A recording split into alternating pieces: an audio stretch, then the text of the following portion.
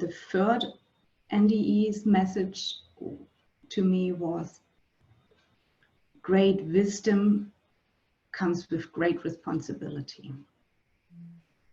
So here on earth, I don't know if in English the saying exists, everything comes with a price. This might not be the whole truth, but this is what we probably mean when we say that. So with great wisdom, with great information, knowledge, wisdom comes great responsibility. And this is what I have to share, what the world needs to know.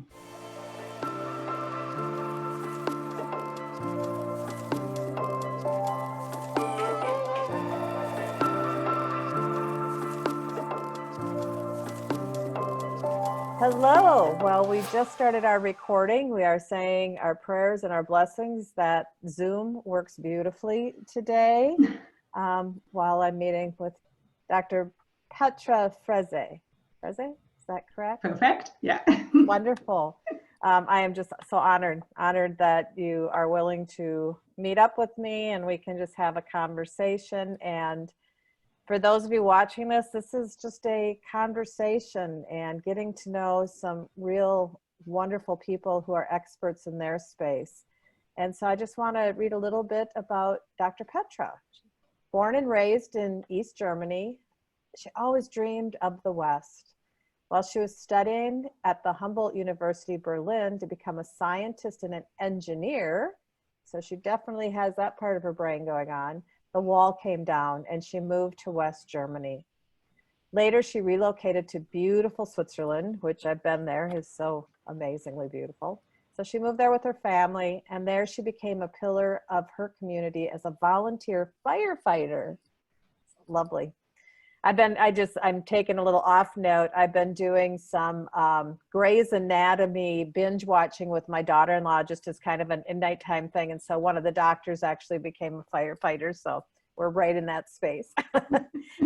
Petra herself has faced multiple near-death experiences, which I hope you'll share today, and other profound events that changed her view on life and its values. These experiences taught her to never give up, and that miracles can be created. Absolutely. Her beliefs are based on the integration of science, the power of the mind, and spirituality, with love as the main ingredient. Petra realized her life's purpose is to help heal the world.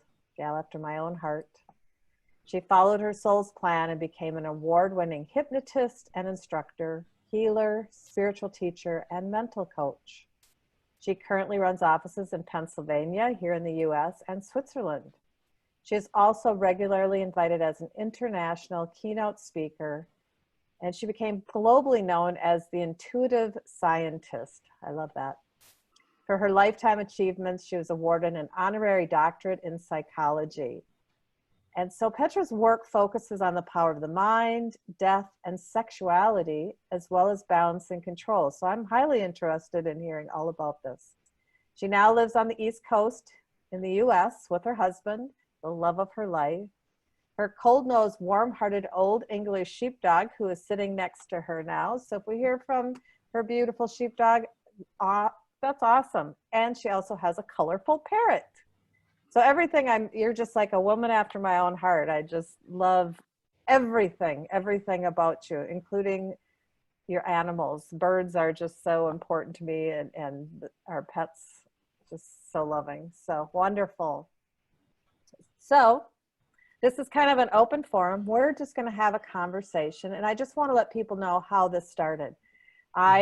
Petra and I both belong to a coaching group. It's a business coaching group for authors. And so we've written books, and I just put out there, if anybody's interested in being interviewed by me on Zoom, just so that we can share their magic out in the world through whatever space I have, I would love to do that. And so Petra raised her hand. Knowing also that part of the work that I do, well, the most of the work, main work that I do is my whole vision and purpose is healing family grief, which is very broad in lots of different ways. It's not just about the death of a loved one, but there's so many layers, as Petra, I know that you you know through that. So you raised your hand. So my question to you is, why are we talking today? Tell me a little bit. First of all, thank you for having me, and thank you for doing all the amazing work you are doing.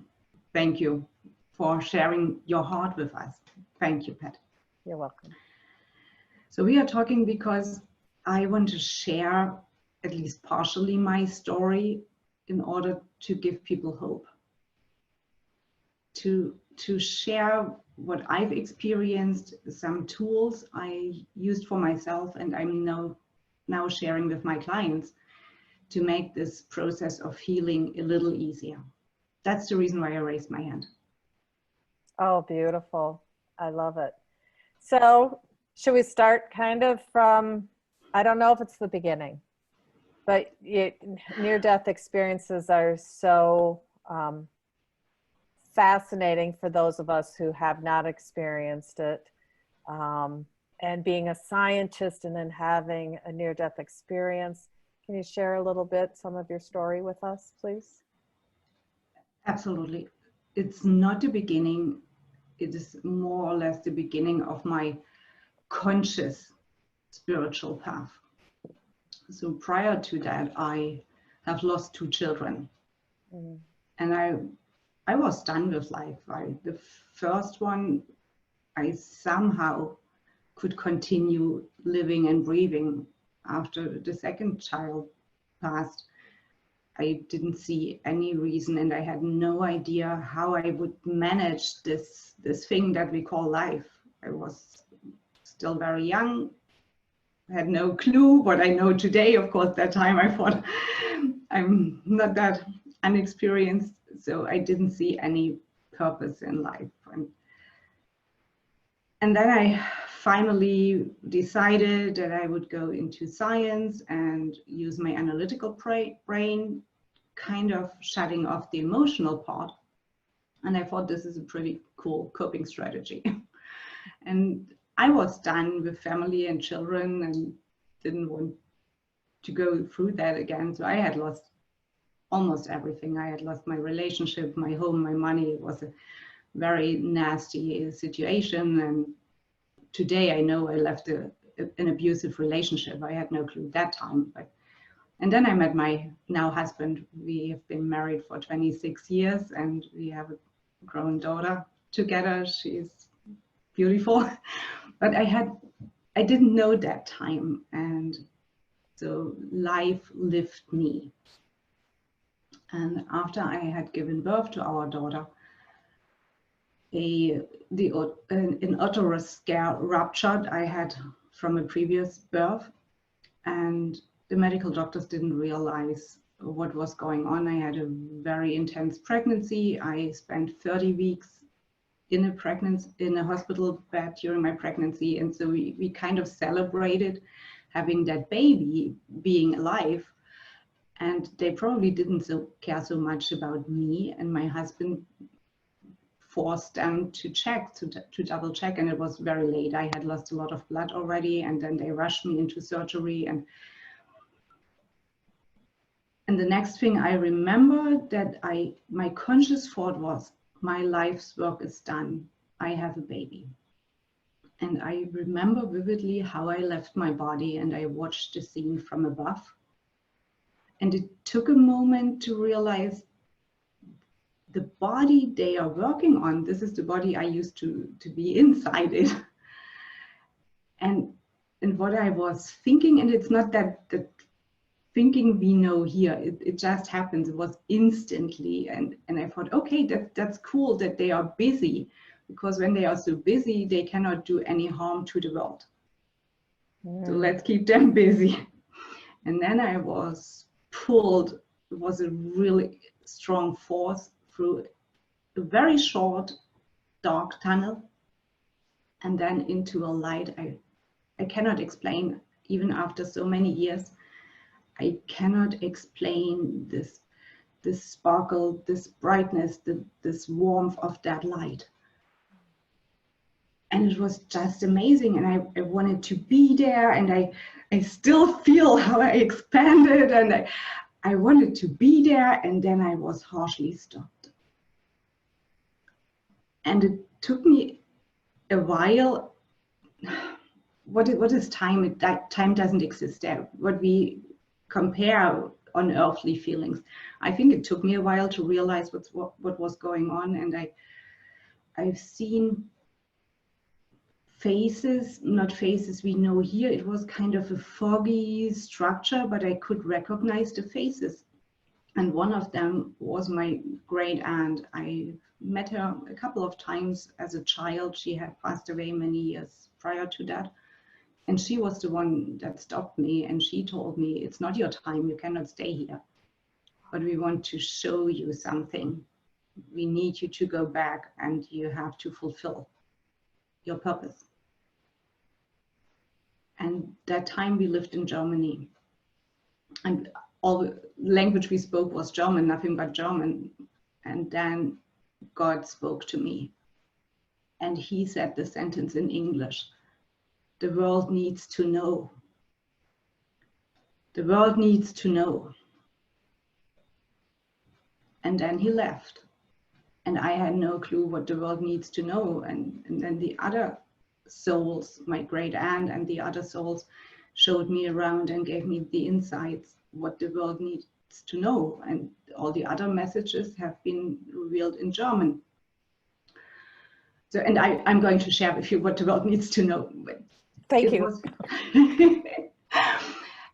It was overwhelming, and it was so beautiful over there, and I wanted to stay there. I was consciously aware that I just had delivered a baby. What was my dream had become true, and I was consciously aware that I have a husband I dearly love, and I did not want to go back. Not because I don't love them, because I knew, I really knew with every single cell, with every part of my being, that they would be okay. And I think this is important to know, that the souls who transition, they care for the people who remain on earth, but they know much more than we know here on earth, that we are able to cope with that. And I was pushed back into that body and weight and pain and all those earthly things, and I didn't want to be there. And I appreciated my baby and my husband, and it took me 6 years to talk about the experience the very first time.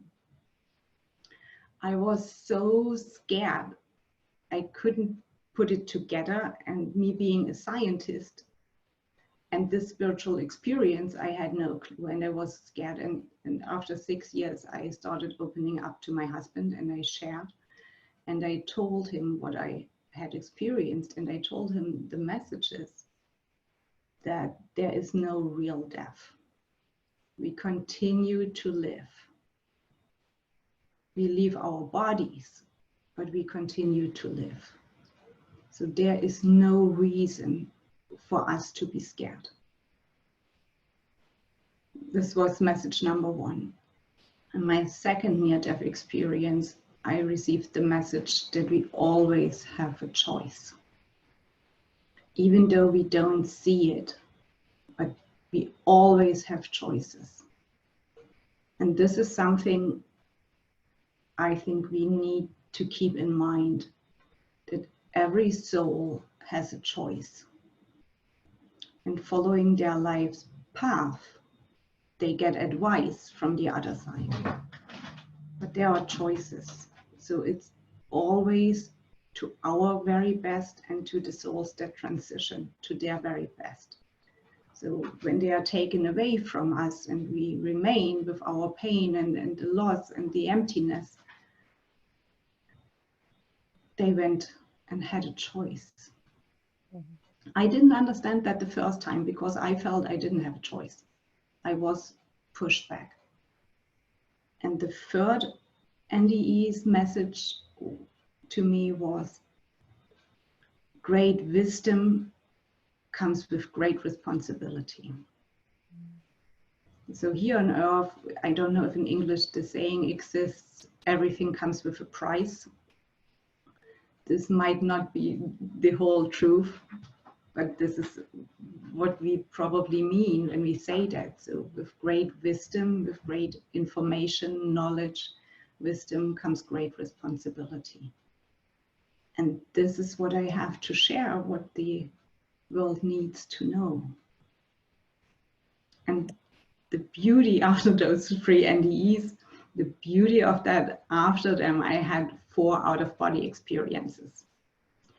And with an out-of-body experience, what I experienced is that you don't have to go through this healing phase, the physical recovery. This is not what happened to me. So with an NDE, you're physically dying. And it took me a long time to get my physical body together and to come back to my strength and recover and process all that.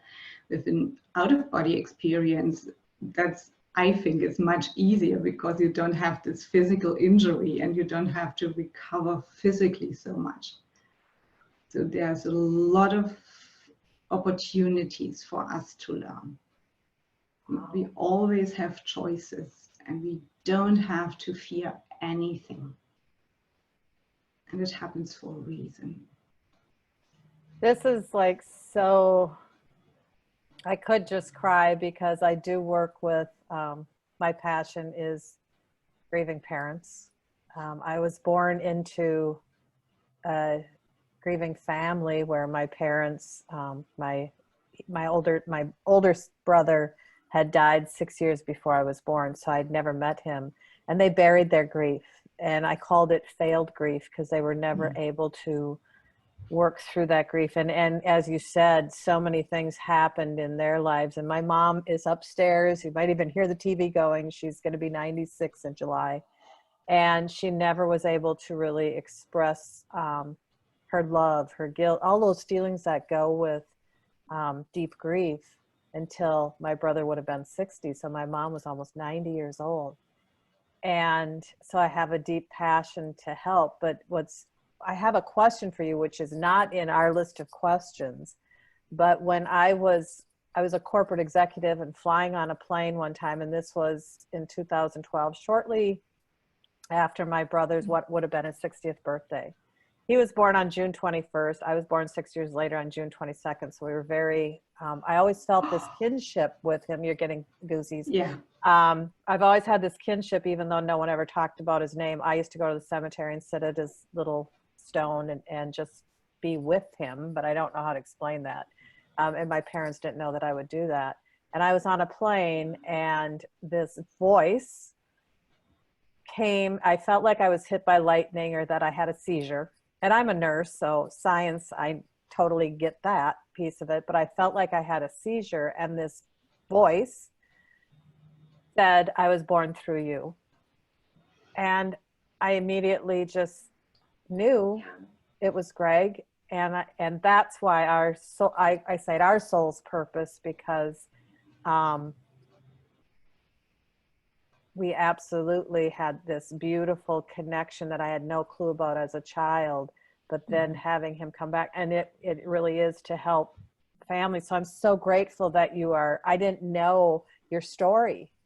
I didn't know your story. So folks, this is not a setup. I didn't know your story about being a grieving mother and everything that you went through. And that's the message that I really want to help, especially grieving parents, is that there's nothing to be afraid of, that your child, it's a spirit. And so can you just talk a little bit about that?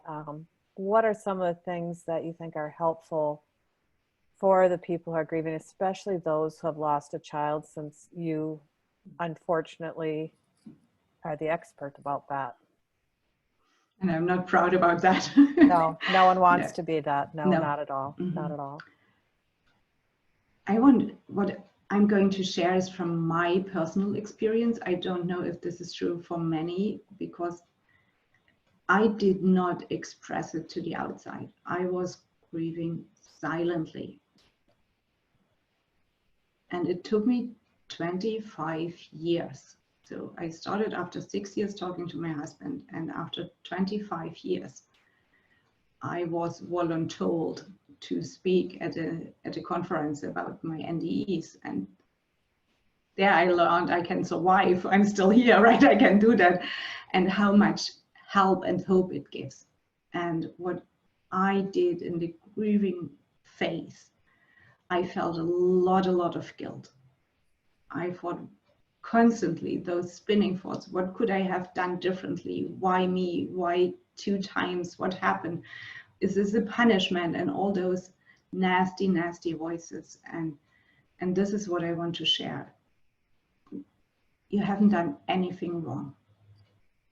You have not done anything wrong. It's the life path. It's the soul's learning path. And you haven't done anything wrong. I don't know your personal story, but what I know from my experiences, this is not how we think here, that we are judged. There shouldn't be any guilt.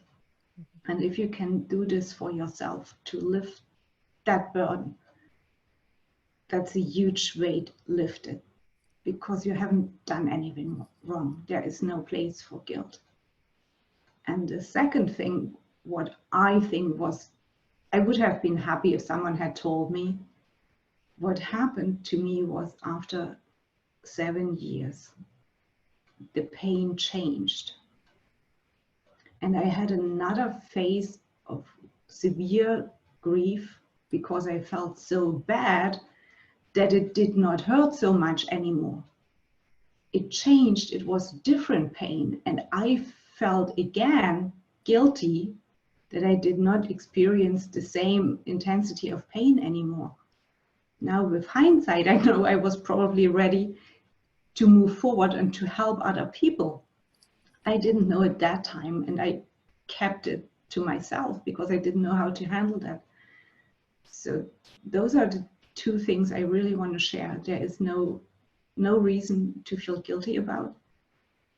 And when your pain changes, when you manage to come out of that cycle where it burningly hurts, be grateful and happy that you made it. Don't wait as long as I did. It happens for a reason, and the healing happens for a reason that enables you to share your gift and help other people. Reach your hand and help them. This is what helped me. And that is so back to my mother. When my brother would have been 60, I actually worked with her.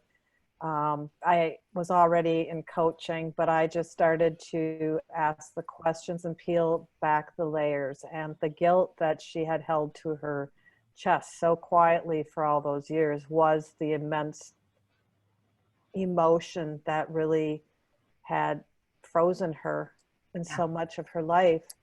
And just having her give it air by speaking it out loud, and then I could sit back and with my science mind, with my nursing mind, say, this is what I heard happen. This is how I see it happen. There was a clinical things that occurred here. There was nothing you could have done differently.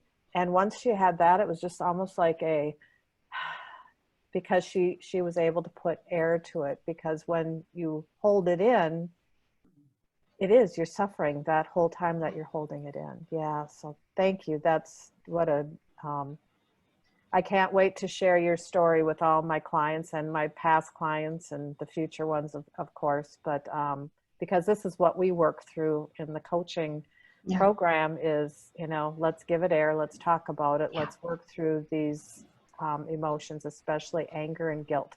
Those are kind of the 2 that seem so strong. Absolutely. And what I found out for myself, and what I now share with my clients, is that they very often, people say, time will heal it. And to be honest, this is what makes me angry, because this is not true. Time does not heal. The only thing that time does, it might put layers of dust on the wound. But what really heals is our actions. Giving it air, sharing it with someone, allowing ourselves to cry, and allowing ourselves to be happy. That's the guilt thing. it happened to me, and I see this with clients when we laugh. Am I allowed to be happy? Yes, we are. Mhm. Yes. Time doesn't do the job for us. We have to do it. Yeah. And I'm sorry for you and your mom that she had to go through this for 60 years. To me, it only took 30. And I feel your brother, and I feel this is so wonderful that she can have both of your souls. That's amazing, even though it was so painful for her. But she has you both. Yes, yes, yeah. And it saddens me to think she went through all those years, but yet there's a piece of me that I know that there was a divine purpose with all of that too, because had she not, I may not have the understanding that I have. Yeah. I may not have that connection with my brother that I have soul to soul, and I wouldn't be doing the work that I do today. So, as with anything that we do. So now we're going to kind of go on a whole different thing. You mentioned something before we talked about this sexuality thing. I would love to hear about that. So it's kind of, I'm assuming it's a little bit of a turn off the path that we've been on, but let's talk a little bit about that. I love talking about this because I think it's so healing. And if you understand what death and sexuality have in common, then we probably, or this is my hope, that we can enjoy our sexuality much more. Because what they have in common, those are both moments, and childbirth also, where we are absolutely not in control. It's a total loss of control. And it's also the most beautiful moments in our life. So when you imagine as a woman giving birth, you're fully in the moment. There's no time for you to think about the grocery list. You are in labor, right? You and the baby are in labor. You're fully in the moment. And that's the same or similar when we are dying. We are fully in that moment. And the more we allow this to happen, the more peaceful and beautiful it is. And the same is true for sexuality. So when we orgasm, when we allow it to happen, when we surrender and give up control, the more beautiful it is. And the healthier it is for our bodies, the healthier it is for our minds, and the healthier it is for our relationship. And when we understand that concept, the balance of control. So there are moments in our life where we really need to be in control, where we need structure, where we have to be in charge. And there are moments where we can let go of control, where it's the right thing to do to surrender, to give up control. And then we understand that we can consciously create that balance. And being in balance, this is our state of being healthy, right? And when we choose that our sexuality is that part where we are consciously surrender our control, we can enjoy it much more, and we make our physical system, our relationship, and our joy much better. So that's the connection to me, being born or giving birth, being sexually active, and the transitioning to the other realm. And those are the moments I think we really, when we understand that, we can create that healthy balance in our life and enjoy what we have as a human experience. The sexuality is a human basic need based on Maslow, the pyramid he created, right? And to me, it belongs in the same category, like drinking water, eating food, sleep, shelter, air to breathe, and sexuality. And nobody stops eating for a long time or drinking water. If we are not allowed to sleep, it's a torture method. Mm-hmm. But some of us think we don't need to fulfill our sexual needs. And this brings us out of balance. And I think that's so important to understand, that there are moments to surrender control and just enjoy and allow this to happen. Powerful. I'm a Qigong teacher. I've been trained in Qigong by Grandmaster Chunyi Lin, and he did a talk, a sex talk with a lot of executives at something where they were at, and he talked about the energy points that we have within our female and male, and there's an absolute reason why that sexual activity also is necessary from a health standpoint, even from ancient Chinese wisdom, that, you know, those points were put together so that they would connect, that they would be activated. And that's really so key for longevity and having a healthy life. So that's really beautiful. And I love that whole visual of the continuum.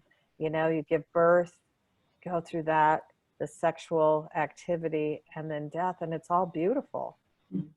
It really is just a beautiful continuum of life. And then after death, of course, we know, based on what you told us, that, and what many have told us and what our beliefs are, that that just continues on. So, so wonderful. So I'd like you, so I don't forget about it, can you share, now you've written 2 books, is that true? That's true. Share the names of your books and a little bit about those. My first book is called Your Script for Hope, and it talks about my work, my clients. I helped in end stages of their life when Western medicine had given up and told them that's the end, we can't help them. And I helped them to create their miracles, whatever their miracle is, either healing or a peaceful, graceful transition. And the second book is also called Your Script for Intimacy, Fix Your Marriage and Your Sex Life. So it's the continuum, what we just talked about, more or less, how we can use my experiences, the messages I received, to die gracefully and to allow it to happen in love, and to make our life more love-filled and to enjoy that. Those are all about love. Yes. All about love. You and I were on a little call the other night, and maybe you want to share a little bit about that too. Maybe we could give a little plug for the Academy. Do you want to just share a little bit about that, like what we're being called to do there?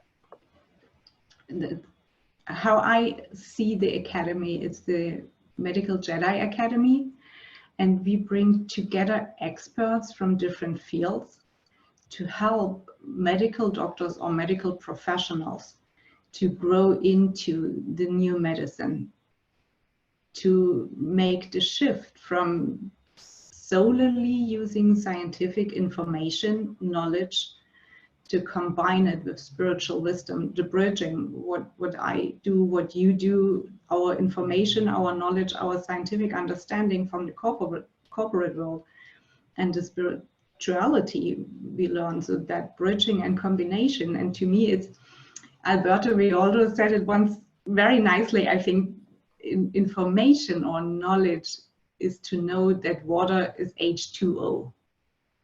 And wisdom is to know how to make it rain. And when we combine that, knowing water is H2O and know how to make it rain and stop to make it rain, quote unquote, right? I think this is what we come together to create and to help humanity to grow and to move forward. And I'm very excited about that project, that we respect each other, that we grow together. And it's not that only male energy that's showing off. Yes, of course, we need male energy. Totally, we have to be competitive, otherwise we would stagnate. We want to move forward, we want to evolve, we want to create. It's the combination also with the feminine, with the knowing when to stop, knowing when to move forward. I think that's very important for women, and a lot of women in Western culture have forgotten what their purpose is. The purpose of women, or one job, is to say it's enough. we have enough. This is so important, and I think this moving forward and competition and this, we have enough, thank you, let's rest, the combination of both. Yes, the beautiful yin and yang Mhm. of bringing it together. How do you see it? How do you see the academy? What is... I see the same thing now, coming from being a nurse and a background as a nurse, and that scientific and the science piece of it. And it is amazing to me, in not a bad way, just it's an observation that we still have so much that we can be doing in the medical field to understand how spirituality is connected. There's many, many who are starting to step into that and seeing what energy is, and understanding that deeper piece. But to me, it really is, it's a marriage of spirituality, the spirit and the physical being, and that we're all coming together with different backgrounds, but we all have a scientific background, but we're very steeped into our spiritual purpose, and to share that. And I'm very excited because this is for medical professionals, and to help them to be able to try on some different things, and different ways of really truly being complementary. So taking what the knowledge that we have, because we need that scientific knowledge, we need to know that there's so many good things that has come out of, Western medicine. But we also cannot forget, like I talk about Qigong, that goes back like almost 7,000 years from the Yellow Emperor's manuscript. I mean, there's so much wisdom that we can bring together, and the wisdom that you're bringing from that spiritual and your true experience of that. And so we are just bringing a lot of really talented people together to just help share, and hopefully that those that are in the academy that are going through this training can just really see what a difference that they can make in the world, because we all go into medicine to help. That's truly what Absolutely. we are. So so that's how I see it. So I'm really excited about this. Is for those of you that are watching, this is a brand new program. It's not even up off the ground yet, where all the faculty is just connecting now and getting to know each other, like Petra and I, so that we can move forward on this and make this difference in the world. So anything else that you want to share before we end today? I want to share my heart. I'm grateful, I'm thankful, and it's all about love. Let's share the love. We both, that is too funny. We both have our big crystal hearts. We did not talk. Oh my goodness. Look at that. What is yours? Selenite. Okay, this is rose quartz. Rose quartz, Oh, wow. Beautiful. You can't make this stuff up. You can't make it up. Well, I want to let you know, I am so grateful. I'm excited to have, like I said, have met you on a one-to-one basis. I'm so excited to get this out to everybody I know.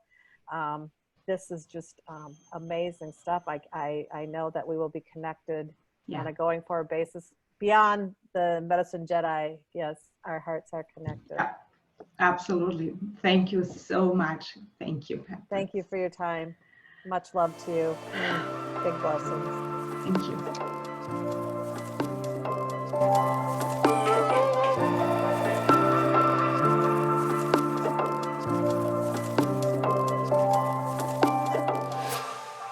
Hi there. Thank you for stopping by our Healing Family Grief channel, where grief can transform into peace, purpose, and even joy. That is the intention. So as host of the Healing Family Grief channel, my goal is to provide insight, inspiration, and hope for people who are grieving a deep loss, or for the people who want to provide support for those who are struggling on their grief journey. If you like what you hear, please like us, give us a thumbs up, and subscribe to our channel to hear more. Also, feel free to share any episodes that you feel could be helpful to someone you know. For more information about the Confident Grief Coach School, or to find a grief coach, or perhaps to order one of my free ebooks, please check out our website at www.healingfamilygrief.com.